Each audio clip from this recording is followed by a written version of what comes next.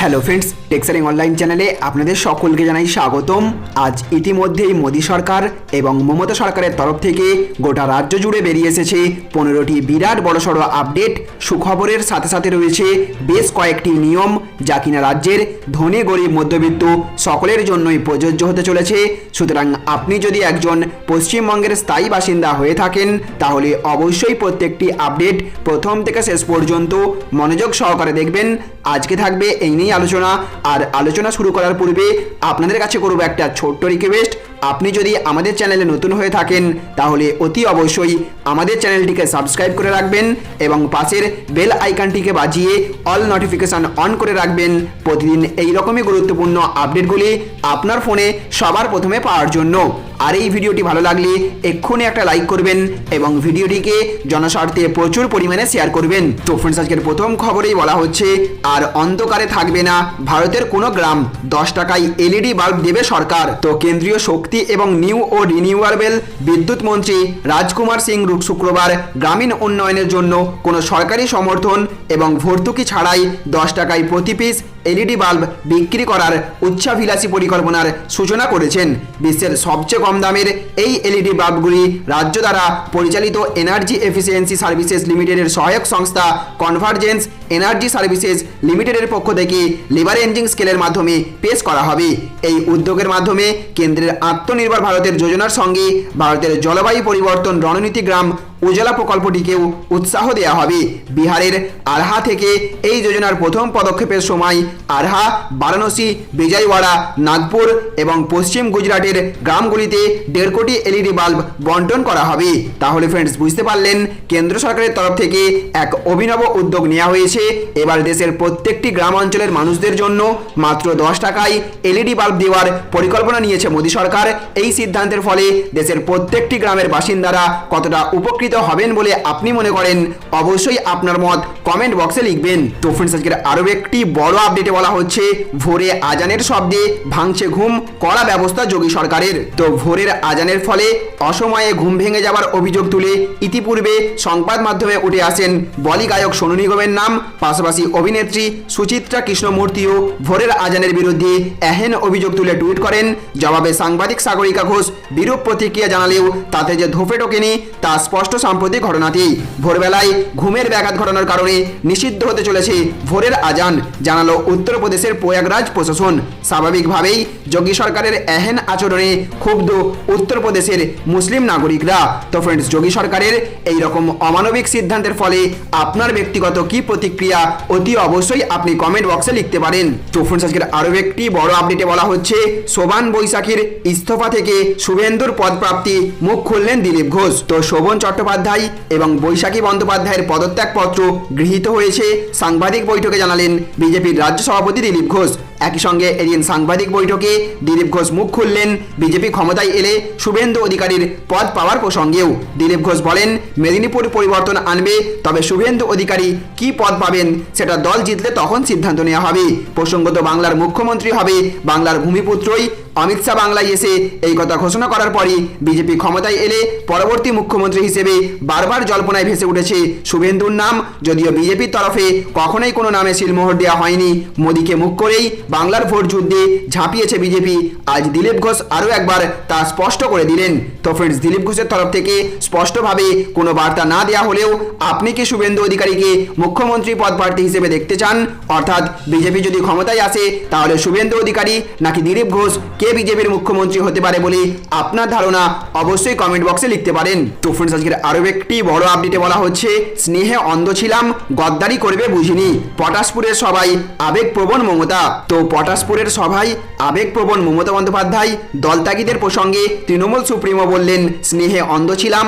যদিও মুহূর্তেই আবেগ সামলে মমতা বলেন এই দলত্যাগ নির্বাচনে কোনো প্রভাব ফেলবে না। নির্বাচন শিওরে চলতি মাসের 27 তারিখ বঙ্গে প্রথম দফার নির্বাচন, ফলে শারীরিক অসুস্থতা সত্ত্বেও জোর কদমে প্রচার চালাচ্ছেন মমতা বন্দ্যোপাধ্যায়। শুক্রবার প্রথমে এগরা, তারপর পটাশপুরে সভা করেন তিনি। বিজেপি নেতা শুভেন্দু অধিকারীর জেলার সভা থেকেই নাম না করে দলত্যাগীদের প্রতি তার অপত্য স্নেহের কথা বললেন তৃণমূল নেত্রী। তাদের বিরুদ্ধে বিশ্বাসঘাতকতার অভিযোগ তুলে মমতা বলেন আমি বুঝতে পারিনি, স্নেহে অন্ধ ছিলাম, গদ্দারি করেছে। পাশাপাশি তিনি বলেন এই দলত্যাগ তৃণমূলের ওপর কোনোভাবেই প্রভাব ফেলতে পারবে না। এদিনের সভা থেকে বিজেপিকেও একহাত নেন নন্দীগ্রামের তৃণমূল প্রার্থী এবং বেকারত্বের জন্য কেন্দ্রকে দায়ী করেন মমতা। পাশাপাশি আমজনতাকে সতর্ক করে বলেন নিশ্চিত এবং সুস্থ ভবিষ্যৎ পেতে বিজেপিকে একটিও ভোট নয়। তো ফ্রেন্ডস, রাজ্যের মুখ্যমন্ত্রী মমতা বন্দ্যোপাধ্যায় ভোটে জেতা নিয়ে আত্মবিশ্বাসী থাকলেও আপনি কি মনে করেন কোন দল কটি আসন নিয়ে সংখ্যাগরিষ্ঠতা পেতে পারে এবং আপনি কাকে পরবর্তী মুখ্যমন্ত্রী হিসেবে দেখতে চাইছেন? অবশ্যই আপনার মতামত কমেন্ট বক্সে লিখবেন। তো ফ্রেন্ডস, আজকের পরবর্তী আপডেটে বলা হচ্ছে শতাধিক কর্মচারী থাকলেই তৈরি করতে হবে ক্যান্টিন। 1 এপ্রিল থেকে নিয়ম বাস্তবায়নের পথে কেন্দ্র সরকার। তো নতুন শ্রম আইন অনুযায়ী দেশীয় কোম্পানিগুলিতে ক্যান্টিন ব্যবস্থার সুবিধা দিতে এবং সরকারি যোজনাগুলি দৃঢ়ভাবে লাগু করতে ওয়েলফেয়ার অফিসার নিয়োগের নিয়ম চালু করা হয়েছে। 1 এপ্রিল থেকে সারা দেশে এই নিয়ম চালু করার প্রস্তুতি নিচ্ছে কেন্দ্র সরকার। কেন্দ্রীয় সরকার কর্তৃক গত বছর প্রকাশিত occupational safety health and working code 2020-তে এই বিষয়ে বিশেষ বিধান করা হয়েছে, যা সকল অংশীদারীদের সাথে আলোচনার পরে প্রয়োগ করা যেতে পারে। নতুন শ্রম আইনে যে গুরুত্বপূর্ণ পরিবর্তন আনা হয়েছে তার মধ্যে উল্লেখযোগ্য হলো যেসব কোম্পানির 100-র বেশি কর্মচারী রয়েছে তাদের নিজেদের প্রতিষ্ঠানেই ক্যান্টিনের ব্যবস্থা করতে হবে। তো ফ্রেন্ডস, কেন্দ্র সরকারের তরফ থেকে নতুন শ্রম আইন অনুযায়ী এই রকম নিয়ম লাগু করা হলে সমস্ত কর্মচারীরা কতটা উপকৃত হবেন বলে আপনি মনে করেন? অবশ্যই আপনার মতামত কমেন্ট বক্সে লিখবেন। তো ফ্রেন্ডস, আজকের আরও একটি বড় আপডেটে বলা হচ্ছে শিক্ষক নিয়োগে আর হবে না বেইমানি। স্বীকারোক্তি মমতার, দিলেন দ্বিগুণ চাকরির আশ্বাস। তো রাজ্যে শিক্ষক নিয়োগকে কেন্দ্র করে একাধিক দুর্নীতির অভিযোগ উঠেছে। অন্যান্য নিয়োগ দুর্নীতি নিয়েও বারবার বিরোধীদের তোপের মুখে পড়তে হয়েছে মমতা বন্দ্যোপাধ্যায়কে। তবে কি ভোটের মুখে সে কথাই স্বীকার করে নিলেন তিনি? বললেন শিক্ষক নিয়োগে আর দুর্নীতি হবে না। এদিন মমতা বন্দ্যোপাধ্যায় বলেন তৃণমূল ফের ক্ষমতায় এলে কয়েক লক্ষ বেকার যুবক যুবতীকে কাজের সুযোগ দেওয়া হবে। স্টেশন তৈরি হচ্ছে পূর্ব মেদিনীপুরে, শিল্প তৈরি হবে, দীঘায় ল্যান্ডিং স্টেশন তৈরি হচ্ছে, সেখানে কয়েক হাজার ছেলেমেয়ের চাকরি হবে। দীঘা গেট করা হয়েছে, ইকো ট্যুরিজম করা হয়েছে, সেখানে জগন্নাথ মন্দির করা হবে। তিনি বলেন আগে কোনো রাস্তাঘাট ছিল না, আজ এখানে ঝাঁ চকচকে রাস্তা, বহু মানুষকে থাকার ঘর দেওয়া হয়েছে, পানীয় জলের বন্দোবস্ত করা হয়েছে। আগামী দিন 25 লক্ষ মানুষকে বাড়ি তৈরি করে দেওয়া হবে। মমতা বলেন ক্ষমতায় এলে রাজ্যে দ্বিগুণ শিক্ষক নিয়োগ হবে। অনেকে বদলা নেওয়ার জন্য চাকরি বাকরি নিয়ে অনেক বেইমানি করেছে, আমি সবটাই জানি, তবে এবার সরাসরি কাজ হবে, কারো মাধ্যমে কোনো চাকরি হবে না। তার কথাই যারা গদ্দার মির্জাফর তারাই আজ বিজেপির প্রার্থী। বিজেপির পুরনো লোকজন নেই, তারা ঘরে বসে কাঁদছে। সিপিএম এর হারমাদ আর তৃণমূল কংগ্রেসে থাকা কিছু চোর চিটিংবাজ বিজেপিতে গিয়ে ছড়ি ঘোরাচ্ছে। তো ফ্রেন্ডস, আজকের পরবর্তী আপডেটে বলা হচ্ছে যৌন হেনস্থা মামলায় রাখি পড়লেই মিলবে জামিন, শর্ত খারিজ করলো সুপ্রিম কোর্ট। তো যৌন হেনস্থার মামলায় অভিযুক্তকে জামিন পেতে গেলে অভিযোগকারী মহিলার বাড়ি গিয়ে পড়তে হবে রাখি। অভিযুক্তের কাছে এমনই শর্ত রেখেছিল মধ্যপ্রদেশ হাইকোর্টের ইন্দোর বেঞ্চ। বৃহস্পতিবার মধ্যপ্রদেশ হাইকোর্টের সেই শর্ত খারিজ করে দিল দেশের শীর্ষ আদালত। সুপ্রিম কোর্টের তরফে স্পষ্ট জানানো হয় যৌন নিগ্রহের মামলায় এই ধরনের চিন্তাভাবনা থেকে বেরিয়ে আসতে হবে। রাখি পরে নিলেই যদি অভিযুক্তকে জামিন দিয়ে দেওয়া হয় তাহলে যৌন নিগ্রহের ঘটনাকে কোনো গুরুত্ব দেওয়া হচ্ছে না সেভাবে। সমাজে মেয়েদের অবস্থান সম্পর্কে পুরনো বদ্ধমূল ধ্যান ধারণা এবং পিতৃতান্ত্রিক দৃষ্টিভঙ্গিকে দূরে সরিয়ে রেখে নতুন করে ভাবনা চিন্তা করা দরকার। তো ফ্রেন্ডস, আজকের আরও একটি বড় আপডেটে বলা হচ্ছে 4 কেন্দ্রে প্রার্থী বদল তৃণমূলের। কোন কোন কেন্দ্রে দেখে নিন। তো বাম এবং বিজেপির আগের প্রার্থী বদল করেছে। এক কেন্দ্রে একজনের নাম ঘোষণার পর তাকে অন্য কেন্দ্রে সরিয়ে নিয়ে যাওয়ার ঘটনা ঘটেছে। এবার ভোটের আগে 4 কেন্দ্রের প্রার্থী বদল করলো তৃণমূলও। নদিয়ার কল্যাণীতে প্রার্থী করা হয়েছে অনিরুদ্ধ বিশ্বাসকে। উত্তর 24 পরগনার 2 কেন্দ্রে প্রার্থী বদল করেছে তৃণমূল, অশোকনগর এবং আমডাঙ্গা। অশোকনগরে প্রার্থী করা হয়েছে নারায়ণ গোস্বামীকে এবং আমডাঙ্গায় রফিকুর রহমানকে। অনুব্রত মণ্ডলের জেলা বীরভূমের দুবরাজপুরে দিদি নতুন প্রার্থী করেছেন দেবব্রত সাহাকে। তৃণমূলের প্রথম তালিকায় কল্যাণীতে প্রার্থী করা হয়েছিল রমেন্দ্রনাথ বিশ্বাসকে। অশোকনগরের প্রার্থী ছিলেন ধীমান রায়, আমডাঙ্গায় মোস্তাক মোর্তাজা এবং দুবরাজপুরে অসীমা ধীবর। তো ফ্রেন্ডস, আজকের আরও একটি গুরুত্বপূর্ণ আপডেটে বলা হচ্ছে পোস্ট অফিসের গ্রাহকদের কাছে বড় খবর, 1 এপ্রিল থেকে নিয়মে বড়সড় বদল, দিতে হবে বাড়তি টাকা। তো 1 এপ্রিল থেকে পোস্ট অফিসে বেশ কিছু পরিবর্তন আসতে চলেছে। টাকা জমা এবং তোলার ক্ষেত্রে বাড়তি টাকা গুনতে হবে গ্রাহকদের। ইন্ডিয়া পোস্ট পেমেন্টস ব্যাংক বা আইপিবিবির গ্রাহকদের টাকা তোলা এবং টাকা জমার ক্ষেত্রে অতিরিক্ত শুল্ক দিতে হবে। এছাড়াও আধার এনাবেলড পেমেন্ট সিস্টেম বা এইপিসির জন্য অতিরিক্ত টাকা দিতে হবে গ্রাহকদের। তো ফ্রেন্ডস, আজকের পরবর্তী আপডেটে বলা হচ্ছে ইএসআইসি হাসপাতালে একাধিক পদে কর্মী নিয়োগ, আবেদন শেষ হতে বাকি আর কয়েকদিন, অবশ্যই আবেদন করুন। তো ইএসআই হাসপাতালে একাধিক শূন্য পদের নিয়োগ বিজ্ঞপ্তি জারি করা হয়েছে। ভারতের যে কোনো জেলা থেকে আগ্রহী এবং যোগ্য প্রার্থীরা প্রার্থীরা আবেদন করতে পারবেন। নিয়োগ করা হবে হায়দ্রাবাদে। মোট শূন্যপদ রয়েছে 189টি। নিয়োগ করা হবে professor, associate professor, assistant professor, senior consultant, junior consultant, consultant, specialist, senior residents, senior research scientist এবং জুনিয়র রেসিডেন্টস পদে।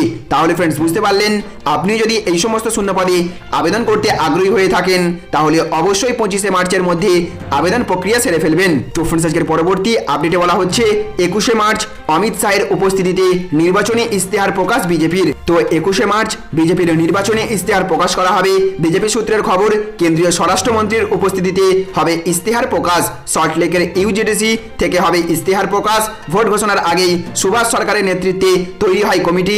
ইশতেহার নিয়ে নেওয়া হয়েছে মানুষের মতামত। বিজেপি সূত্রের খবর, ইশতেহারে কিছু মতামত যুক্ত করা হয়েছে। তো ফ্রেন্ডস আজকের আরও একটি গুরুত্বপূর্ণ আপডেটে বলা হচ্ছে গ্রাহকদের জন্য সুখবর, পলিসির ম্যাচুরিটি ক্লেম জমা দেওয়া যাবে যে কোনো এলআইসি অফিসে। তো করোনা মহামারীর কারণে সমস্যাই দেখা দিয়েছে সর্বত্র। এমন পরিস্থিতিতে দেশের বৃহত্তম বীমা সংস্থা এলআইসি নিজের গ্রাহকদের পলিসির ম্যাচুরিটি ক্লেমের নথি জমা করা নিয়ে বিশেষ সুবিধা দিচ্ছে। এবার এলআইসির যে কোনো অফিসে গিয়েই এই ম্যাচুরিটি ক্লেমের নথি জমা দেওয়া যাবে। তো ফ্রেন্ডস আজকের আরও একটি গুরুত্বপূর্ণ আপডেটে বলা হচ্ছে তাপমাত্রা বৃদ্ধির মাঝেই বাংলায় ফিরতে পারে আমফানের স্মৃতি।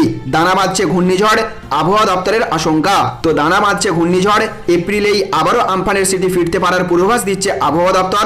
ভয়ঙ্কর রূপ নিয়ে 3রা বা 4ঠা এপ্রিলেই স্থলভাগে আছড়ে পড়তে পারে ঘূর্ণিঝড় টাউকেটি। তবে ঠিক কোন অংশে এর প্রভাব পড়বে সেই বিষয়ে এখনো কিছু জানা যায়নি। আবহাওয়াবিদরা জানাচ্ছেন 29শে মার্চ নাগাদ একটি ঘূর্ণিঝড় তৈরি হওয়ার প্রবল সম্ভাবনা রয়েছে বঙ্গোপসাগরে, যা ঘূর্ণিঝড়ে পরিণত হতে পারে 1 এপ্রিল। এরপর সেটা সাগর পাড়ের অনুকূল আবহাওয়ার থেকে শক্তি বাড়িয়ে 3রা বা 4ঠা এপ্রিলেই আছড়ে পড়তে পারে স্থলভাগে। তো ফ্রেন্ডস আজকের অন্তিম আপডেটে বলা হচ্ছে রাজ্যের দুয়ারে রেশন প্রকল্প বন্ধের নির্দেশ কেন্দ্র সরকারের। তো সরকারের দুয়ারে রেশন প্রকল্প অবৈধ, জাতীয় খাদ্য সুরক্ষা নীতির বিরুদ্ধে, তাই জরুরি হস্তক্ষেপ করে বন্ধ করলো কেন্দ্র সরকার। আগামী 25শে মার্চ থেকে দিল্লি সরকার সাধারণ মানুষদের বাড়িতে বাড়িতে রেশন পৌঁছে দেওয়ার প্রকল্প শুরু করার কথা। প্রকল্পের নাম মুখ্যমন্ত্রী ঘর ঘর রেশন যোজনা। এই প্রকল্পের মাধ্যমে দিল্লিবাসীর ঘরে ঘরে রেশন পাঠিয়ে দেওয়ার পরিকল্পনা ছিল কেজরিওয়ালের, কিন্তু জাতীয় খাদ্য সুরক্ষা আইনের বিরুদ্ধে বলে প্রকল্প চালু করতে বারণ করে দিয়েছে কেন্দ্র সরকার, যার ফলে ফের একবার কেন্দ্রের সঙ্গে রাজ্যের সংঘাত প্রকাশ্যে এসেছে। তাহলে ফ্রেন্ডস বুঝতে পারলেন, এই ছিল আজকের কয়েকটি গুরুত্বপূর্ণ আপডেট। এই ভিডিওটি আপনাদের যদি ভালো লেগে থাকে তাহলে অবশ্যই ভিডিওটিতে লাইক করবেন এবং অবশ্যই ভিডিওটিকে রাজ্যের সমস্ত মানুষের কাছে শেয়ার করে সকলকে জানার সুযোগ করে দেবেন। ভালো থাকবেন, সুস্থ থাকবেন। Thank you friends, thank you for watching.